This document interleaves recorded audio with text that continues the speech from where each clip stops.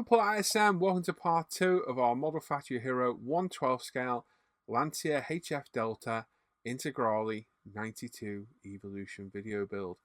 Part 1 we dealt with all the prep, prime, and cleanup of all the parts. What a job that was, but hey, worth doing. We got it out of the way and we made good headway on the build. Part 2 today, we're going to focus on painting everything up into its appropriate colours and getting the majority of the engine built up. We'll come back in part 3, which is already filmed, ready to go, and we'll get it all finished off to the stage, which is stage 4 on the instructions. So let's get going straight away, no faff, let's jump straight in after this small infomercial, as you'll see in every video, and let's get going with some paint. Hey everyone, please subscribe to the channel, click the bell notifications, get notified of our latest videos, give the video a thumbs up or a thumbs down, and leave a comment. I do read and appreciate every comment you guys and girls leave behind. I may not reply to them all, but they are all appreciated. And there's a link in the description of the video that takes you to a big long list of all handy videos and a lot of the products I use in my videos. You now have the chance to support the video content creation by using Patreon or the PayPal me link in the description down below. All the videos always remain free to watch. This is just your chance to help support the videos. Right, we start off exactly where we left off in the last video. So everything's been primed, it's dried overnight, and we're going to start some painting. So first of all, we're going to do some red for the engine cover. So we've got an LP7, thinner with Tamiya lacquer thinner with retarder, at about 16 psi, through the 0.35 apex, and we're going to put 2 to 3 light coats down over the pink primer. This covers mega fast, really quickly. All we've got to pay attention to is those little recesses in the spark plug gaps and surrounding areas in that little valley in there. But don't worry about putting this on wet. Is a lacquer paint. We're putting it over a good primer on resin. Even if it was plastic, we'd have no problems at all. And also make sure you get just underneath as well, where you can see it above parts or where it joins other parts. And yeah, that's it. Put a coat down, put it to one side 5 minutes, come back, put another coat on, and we're good to go there. Over the pink primer, the red covers really, really well.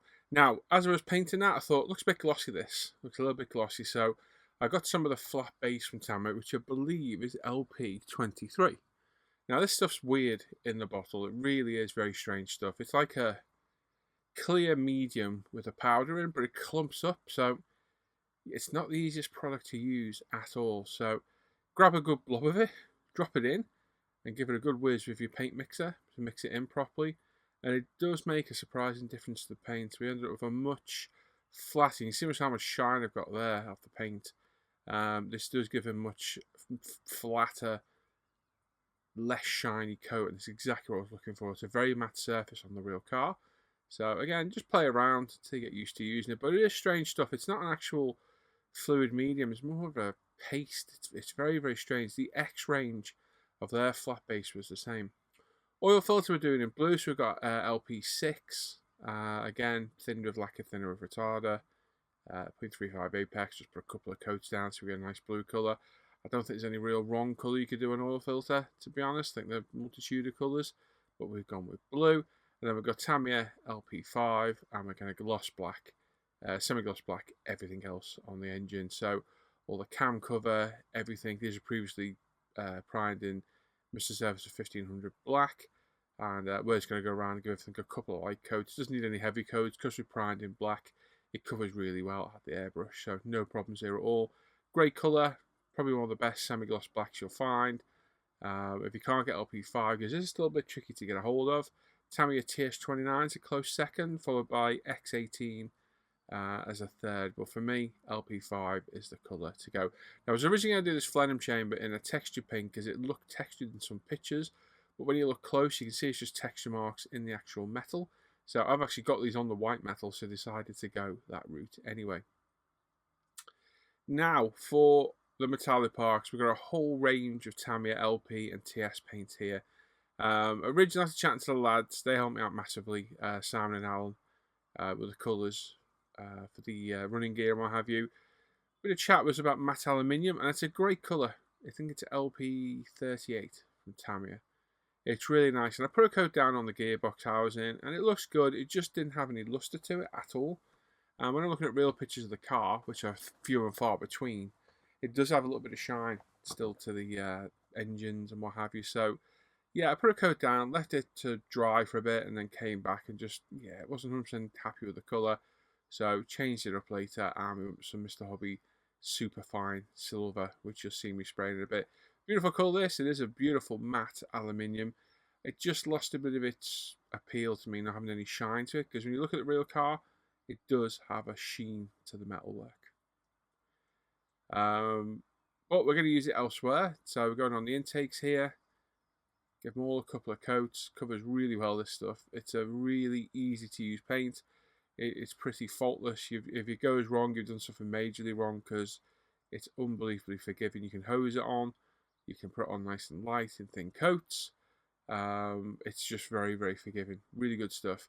Driveshafts I've painted in LP19 in the centre, and we need to mask up and paint the rest of it later. No, I haven't. Tell a lie. I know what I've done. The middle is in Mr. Hobby Super Metallic Iron. That's what I did. And the edges are LP19 gunmetal. I forgot about that. So I kind of sprayed them freehand because there's a gap in the middle of that rubber gaiter, the CV joint. I painted the centre on, then painted the edges separate as well. And I will mask it all up later and get the rubber painted on there. So yeah, Mr. Hobby Super Metallic Iron. It might be, is it 204, 205? I forget the colour now. Or it could even be 203. Or 201 or 202 or 206. I've completely forgotten. But either way, it's a Mr. Hobby Super Metallic Super Iron is what I used. So many colours used on this. My spray booth looks like a bomb's hit it by the time we're done. So bear with me if I do forget the colours. I have them all written down. So what I'll do is I'll get my sheet. That's probably the easiest thing to do, isn't it? I actually had them all written down. So the turbo housing and what have you is all in. Let me have a look. I painted them in Super Iron. So all the turbo intake, the turbo housing itself, the compressor, I've done in Super Iron. What we're going to do later is we're going to put a coat down of Alcalad burnt iron over the top to darken it up. The block, I can say, we did in LP38, but we're going to change that a bit to Mr. Hobby Superfine Silver. And we used LP38 on the intake pipes as well. So luckily I went through on the instructions and wrote down all the colours, so I can remind you what they are. Starter motor and that we did in, let me have a look, LP38 again. We did do a lot of them in the LP38 because it does have a good tone to the colour. But I'm trying a little bit of variation here and there without making it look too sterile. But for me, the most important was to get a little bit of sheen on the engine block, because when you look at the real car, it does have that kind of sheen to it. So here we go. Not happy with the colour. Got the Mr. Hobby Superfine Silver. It's the original release of the Superfine Silver. There's not a huge difference between this and the newer version, other than the fact I'd run out of the newer one. And it's a beautiful colour. Absolutely wonderful paints. These are some of the finest pigmented paints you'll get in metallics. And Superfine Silver, yeah, it sprays beautiful. It's just got a nice sheen to it, and it just looks a bit more realistic to me. That's a bit more visual interest to the engine than just being a matte aluminium. It's not hugely glossy, but it's enough to make it look interesting. Like I say, we've thinned this with the Mr. Hobby Rapid Thinner, about 50% roughly. We're through 0.2 mil apex at about 14 psi. Because we've already got a coat down, we don't need to, do loads of coats. It covers really quick, probably 2 light coats over the top, and it covers it really, really fine. As you see, I am no slouch when I'm painting. You should slow it down if you're not too sure. For me, I'm pretty confident on my painting. I know how far I can push these paints and snap cocktail sticks like that. But overall, we're pretty good. The hoses and what have you, I've picked Tamiya LP, I think it's 65, isn't it? Rubber black it is. For these, there's not many on the car really, so we're just going to paint these up. A couple of coats over the black primer. They cover really well, and again, less haste, but anyway, we did it. The hose fittings I have just generically painted in AS12. And why did I pick AS12? It's a very nice pigmented silver colour. I had loads of it decanted ready to go. And again, I've just left them all on this block and gone round them all, give them a quick coat, turn them, give them a quick coat. And these are going to be brush painted in clear red and blue later anyway. so it doesn't matter what kind of silver you do it in really. I just use Rose of Hand, which happened to be AS12. I waste not, want not, put it back in the bottle when you're done. So here we go, this is the Driveshafts all dried. So you can see we've got that lovely super iron colour in the centre, a nice LP19 gunmetal around the edge, and we're going to mask off and paint those rubber gator boots there then. So just some careful masking with the Tamiya thin tapes, and then we'll infill it with the 6mm and 18, 6, 10 and 18mm tapes to infill the rest, and then we can get that painted up in the same rubber colour we used on those hoses and what have you before. So big fan of these Tamiya thin tapes, same high quality tapes as their normal 6, 10 and 18mm. Like I say, use the thinner tapes to get the edge, and then infill with the thicker tapes as you go around. And there we go, there's the centre part done. There we go, it's got the outer edge now that we painted gunmetal earlier. And again, thin piece of tape first, then 6mm tape, and just pinch the end. And there we go, job done. Repeat that for the other one, and they are good and ready to go. There we are, and in the spray booth, LP65 again, a bit of rubber black, a couple of light coats over the silver paint. Black covers really, really quick, so no need for loads of coats. A couple of very quick coats in succession will cover this just fine.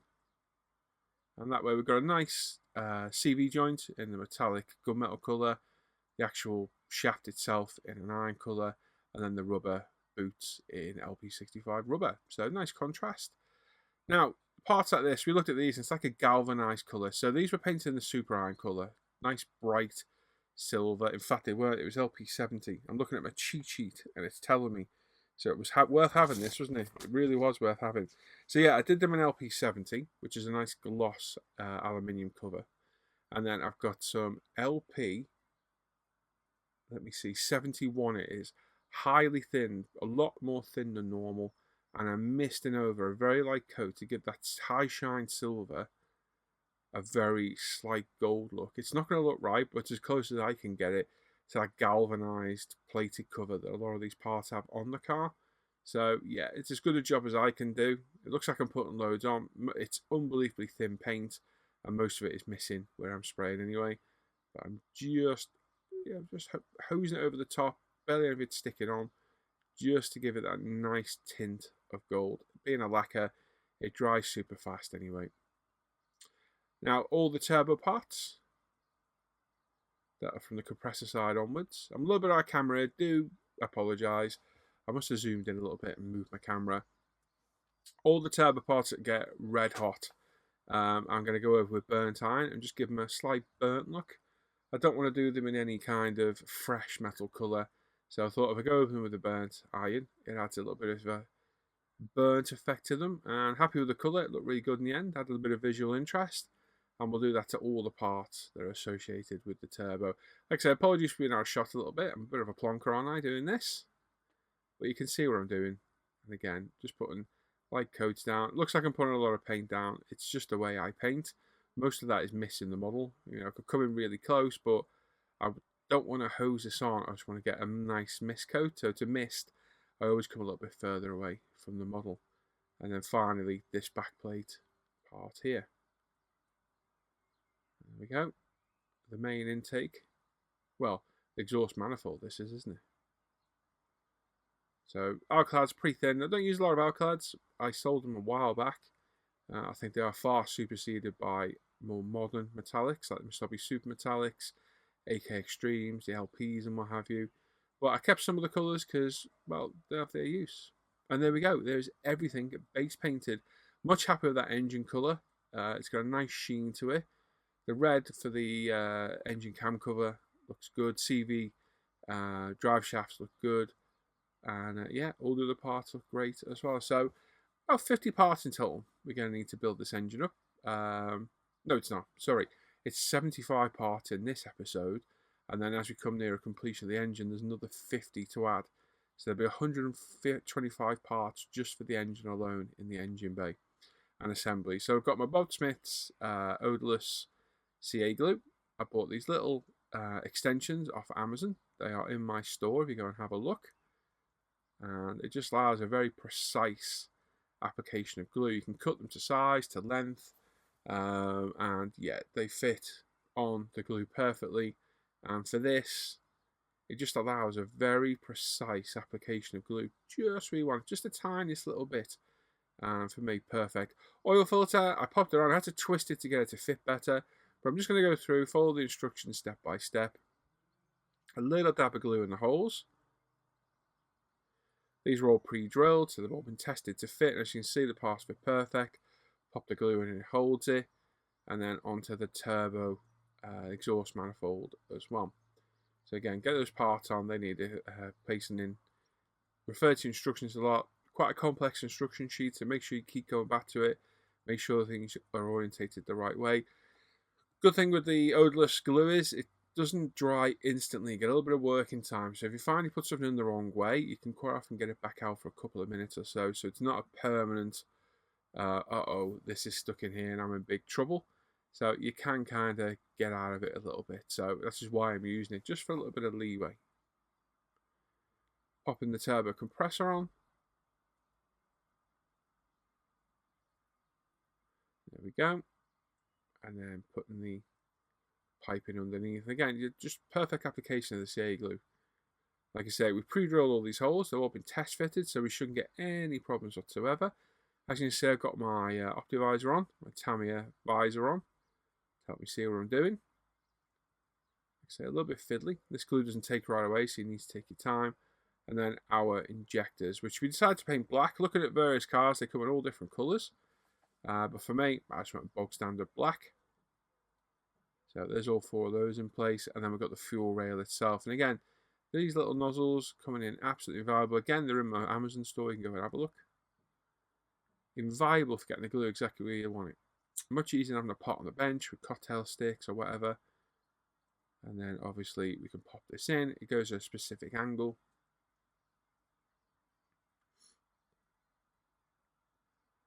We can line it up. Get lined up into locating holes. As you can see, we've got some nice tonal variation now on the parts. Not everything's the same colour. Once we get a wash on this, it'll pop, it'll look really good. And there we go. There is our intake manifold done. And looking really good. Make sure everything's pushed fully home. And we've got the fuel rail angled at the correct angle. Then we put a couple of dabs on the locating points on the block.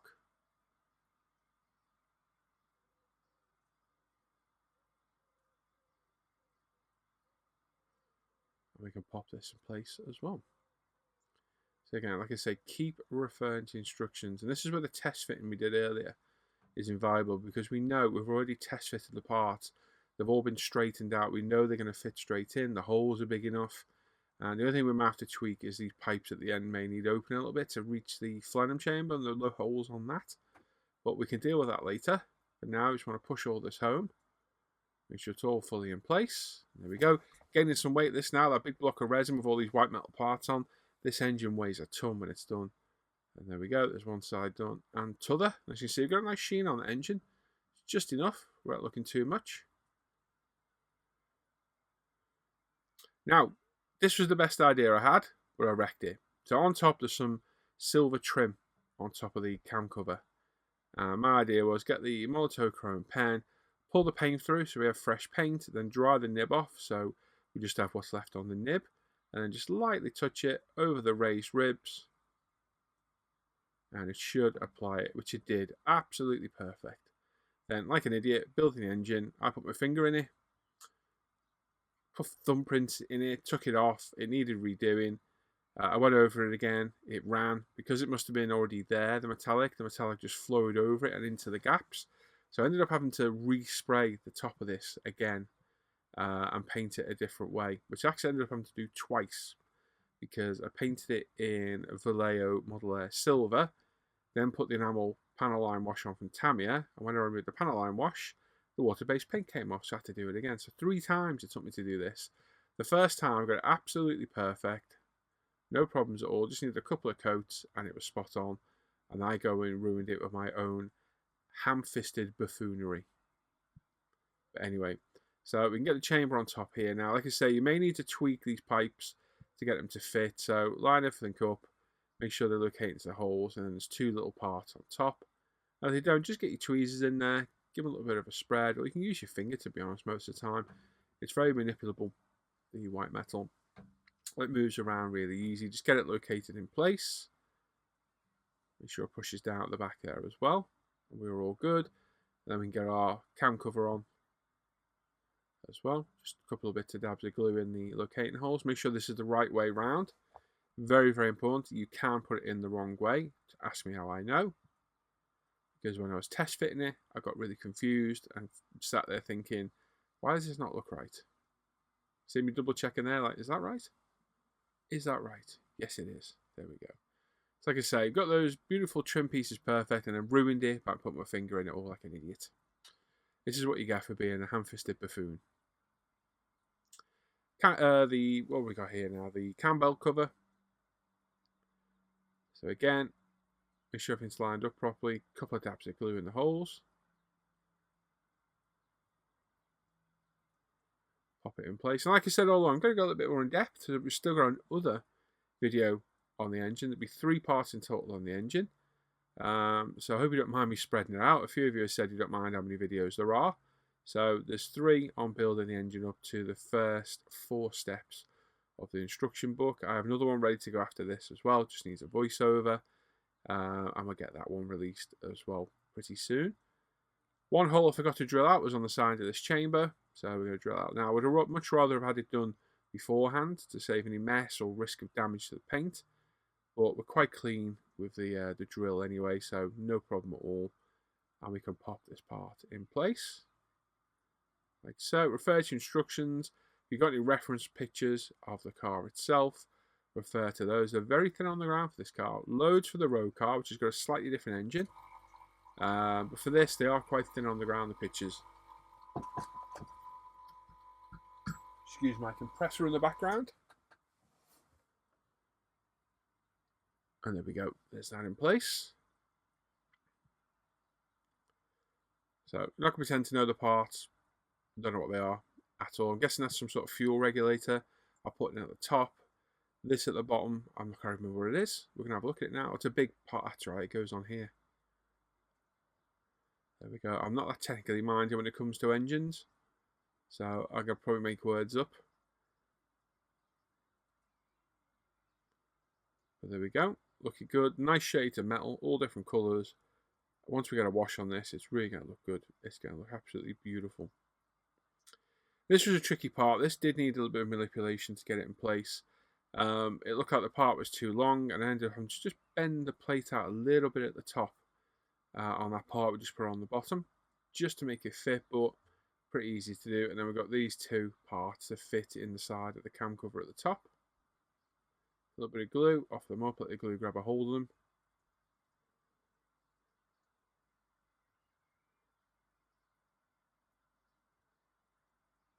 Like so. Pop that in place. There we go. Make sure it's straight. They do move around, and when I was putting this in, I did notice a little bit on the slant, so I took it out and put it back in. Then we can build up our gearbox as well. So this incorporates a bracket. I think it's one of the engine mounting brackets. So I put a little bit of extra glue on there for a little bit of support. Line it up. Have a look how it goes. Like that. There we go. There's a locating point that holds it in. Like I say, at this stage, as I always say, always check your fingers for glue. If you're going to move your fingers around, double check there's nothing on them. There's nothing worse than putting fresh glue on fresh paint and ruining the hard work you've just done. So I always have a little wipe of my fingers together, just to check. Now we're going to use a screw in a minute. There is a screw to screw this part in. So when you're drilling out the parts, be mindful not to drill the hole too big. It's that hole just there in between those glue points now. So look at the screw size and drill the appropriate hole just a little bit smaller than it needs to be. Quite a tricky screw to get in place because you're screwing into resin, so it's not threaded. So you're kind of self-tapping the screw yourself.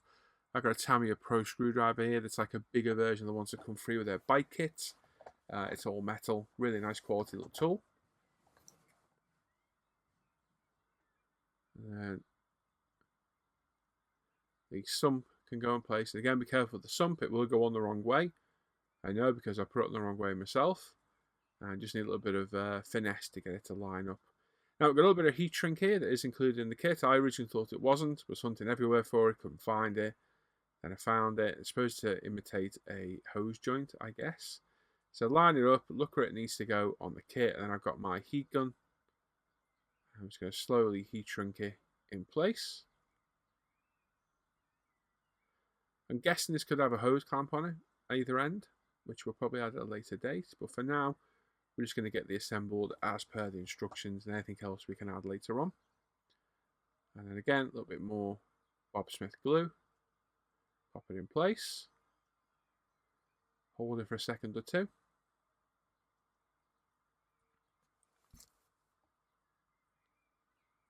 Like I say, loving these precision applicators. These are well worth the money. I think I paid £10 for 300 of them. And they are very, very good. Really handy for doing stuff like this. Obviously on smaller parts, it might be a bit overkill, but for parts like this, no problem whatsoever. Another holding spot needed drilling is this one. So we're just going to open up these holes very, very carefully.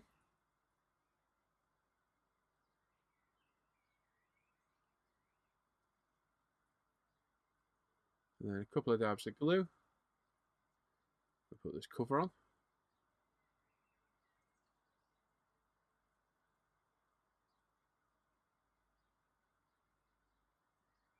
There we go.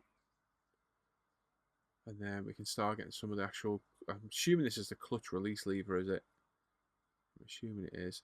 Now I did get confused with a part in a minute and did put it on the wrong way. It was that part there we just put on. I put it on a different way, and then this part will go in place. For a quick look at the instructions and figured out again, buffoonery. Took it off and put it in the right place. And there we go, that's those in place. And then another hole we forgot to drill. We can pop this little part in as well. A little dab of glue off the pot for this one. Got a bit of a thicker glue on there. So there we go, line it up, make sure it's straight.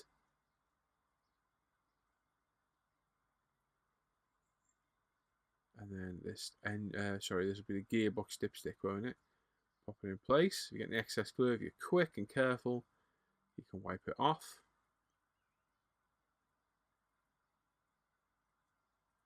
And then the starter motor. Various colours these are painted. One I'm using, the reference I'm using, it's silver. They can be black, but I've gone with silver on this. Again, choice is yours, personal preference. Don't worry about that. There was just a bucket falling over. I had my door open today. It's rather warm. Scared the bejesus out of me. Buckets from hell. And there we go. Just open up this hole and we can get our gearbox in place as well. So as you can see, fingerprints all over that bloody cover at the top, ruining the nice chrome we had, creating more work. Should have left that to last, but I was eager to see what it looked like. So if you are doing this, leave part of that to the very end. That way you can ruin it at the end instead. And then yeah, offer this up. It should marry up pretty well minded. It was a nice tight fit. You may need to expand the holes a little bit. But for me, perfect. There we go. So it fits in nice. You could probably leave that with no glue, but me, I just popped a bit of glue in there. Just to keep it nice and secure.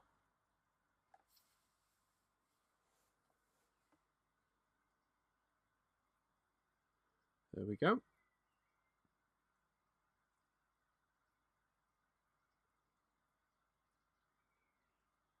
Lovely. Very nice. A cracking looking engine. Really is pretty, and it's big as well. Real good size. Then we've got this part. Now this, I'm not sure. Is this some sort of breather pipe? What is this? If anybody knows what that is, let me know. Because I'm a complete loss as to what the hell that thing is. Is it an oil filler? I don't know. Is it an oil filler? Because there's no cap on the engine, is there? I suppose it could be. No, because that goes into the gearbox. Anyway, if you know what that is, let me know. I'd be interested to see what the hell it is. Because I can't quite figure out what that is at all. Yeah, it's a bit of a strange one. So like I say, 75 individual parts on this. We've got a lot of hose union joints to come on later. But in total, I counted 75 engines for stage 1 to 4. Then later through the build, with all the mass airflow sensor, intercooler, and that, there's well over 125 parts. Well over. A little bit of photo editing now. It's a nice little touch. This is a metal PE Garrett badge that sits on the turbo. Real nice little touch. So again, cut it off, file up the Tamiya PE diamond file. And a little dab of CA glue. We can pop it in place. And it's details like this that just really make the difference. There's a little indentation, just see it there. Where it'll fit. I'm showing it everybody on my live stream. Here you go, this is it. You see that? Look, how cool is that? I'm not showing you guys at all. But anyway, we've already got a little bit of glue on there, so we can pop it off and get it in place. Once we get a wash on this, it is recessed writing on there. It will hold the wash. I think I was just making sure it fitted before I had any glue. Just put the smallest amount of glue we can.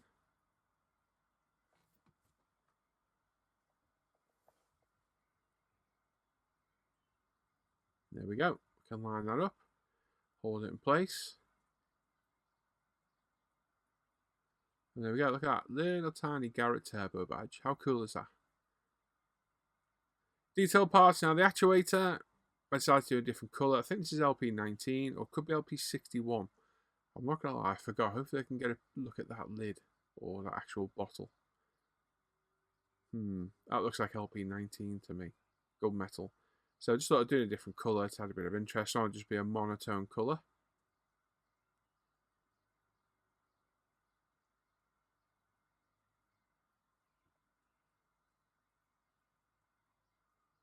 Brush paint LPs on small surfaces like this, they brush paint really well. It's quite surprising just how well they brush paint. Better than the X and XFs in my opinion. And this is lacquer over lacquer, no issue whatsoever. And again, a little bit of Bob Smith's glue.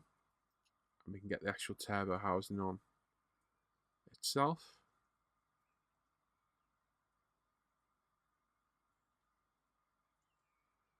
There we go, make sure it sits in the right place. There should be indentations to locate which way it goes.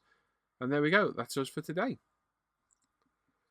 So there we go, that's where we're at. Happy how it's gone, some great colours there, beautiful metallics. The Tamiya TSN LPs are just wonderful metallics, very, very nice. The Mr. Hobby Super Metallics are even better. I wish it was a broader range of those, but there's only 6 of them, 7 of them technically in the range, but they're just beautiful colours, very highly pigmented and very pretty. Once we get a wash in this engine, it's really going to pop. I know what it looks like because it's right there. It's literally there. There it is, right there, all washed and ready to go. It's going to look really nice, so I'm looking forward to getting to that point with you guys. And that'll be out in a few days. I'll get that out there. So that's it. That's where we're at. So we're making good headway. I've already started ahead because I am way ahead of this now. We've got all the chassis prep primed and painted. All the rear differential, brake, suspension is all painted. Is primed, sorry. Ready to go. So made good headway on this. So really enjoying the build so far. Obviously, I'm talking from a future point of view. And yes, that's it. There we are. So that's where we're at today. So like I say, part 3 will be up over the next few days. And we can crack on and really get moving with this. So there we go. Thanks for watching today. As always, you want to support the videos, there's a Patreon me link, PayPal me link, and a Buy Me Coffee link down below. If you become a patron, you get 2 weeks early access on these videos. If you look at watching this on ISM YouTube, these videos will be up for patrons for 2 weeks. You're 2 weeks behind. You can get early access by becoming a tier 2 or higher patron. And you also get 2 weekly live streams exclusive a week for that as well. Make sure you check out the Scum Model Facebook page and forum, umpretail.com. All these are linked in the description down below. My own personal modelling page is there. My Amazon storefront is there. A list of all the products I use in my videos and all the social media associated with myself. And please, if you're new to the channel, make sure you sub, give the video a thumbs up, hit that bell notification, and leave a comment. Love reading all your comments. It really spurs me along with the builds. And I hope you've enjoyed that video. Like I said, I'm going to depth with these videos, so they're going to be a little bit more drawn out than they normally are. But hopefully we can all enjoy the journey along the way. So there we are.